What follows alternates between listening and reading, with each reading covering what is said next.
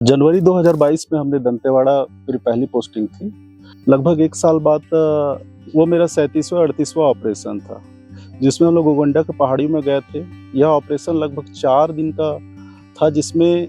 दूसरे दिन हमको राशन खत्म हो गया था, पर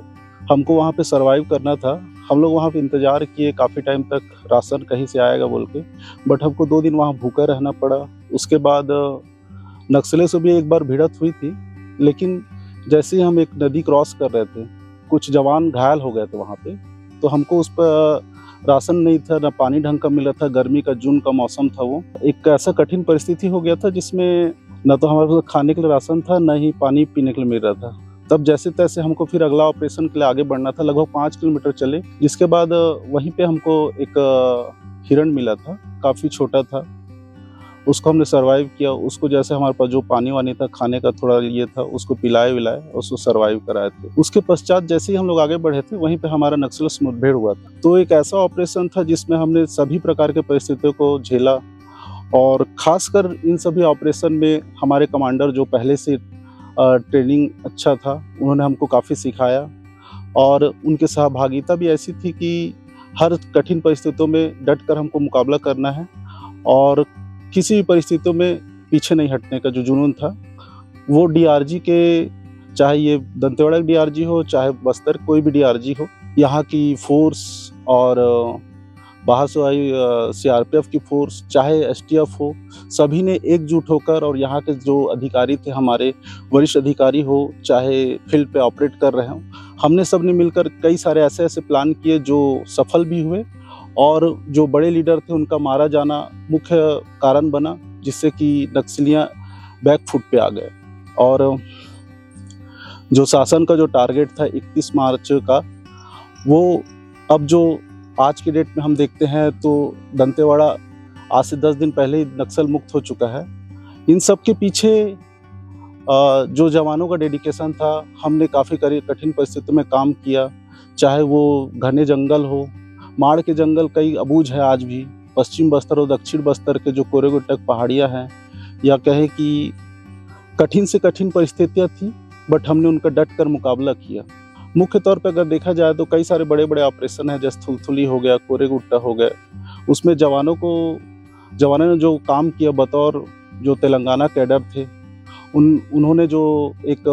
मॉडस ऑपरेंडी बनाया था, आईडी से ब्लास्ट करना, न जवानों को किसी तरह नुकसान पहुंचाना, वो धीरे-धीरे 2023 और 24 में देखेंगे कम हुए, और नक्सलियों को जो मारा जाना था, विशेष तौर पर ऑपरेशन जो बने, वो बिल्कुल बदलाव की परिस्थितियाँ ला दी। पहले जवान थे, वो मुश्किल जाता था कि कैसे हम जाके ऑपरेशन करें, पर अब ऐसा मुश्किल हालात 23 और 24 में पैदा हुआ कि नक्सलियों को भय हो गया कि वो किधर जाए। जंगल का कोई क्षेत्र नहीं बचा था जिसमें हमारे जवानों ने डटकर मुकाबला नहीं किया। उन्हें कहीं भी मिले, नक्सलिया पहले हमारे जवानों को घेर कर नुकसान पहुंचाते थे, अब हमने उन्हें घेर कर नुकसान पहुंचाना शुरू किया। जो मेरा एक लगाव था पशु प्रेम और प्रकृति प्रेम, तो उसमें कई सारे झलकियाँ दिखती है कि मैंने एक मोर को भी हम लोग रेस्क्यू किए, कई हिरन के बच्चों को रेस्क्यू किया था, और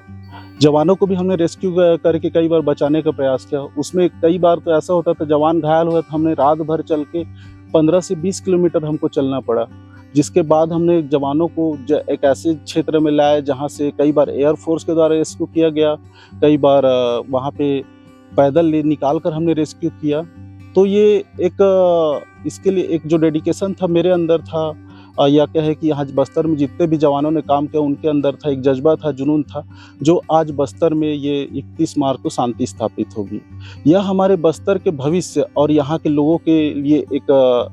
नया माइलस्टोन है। हमारे लिए विशेषकर एक माइलस्टोन ही है, जो कि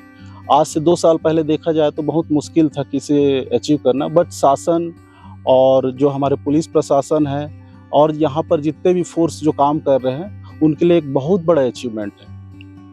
बशर्ते यहाँ के जो पत्रकार बंधु हैं, उन्होंने भी बहुत अच्छा कार्य किया।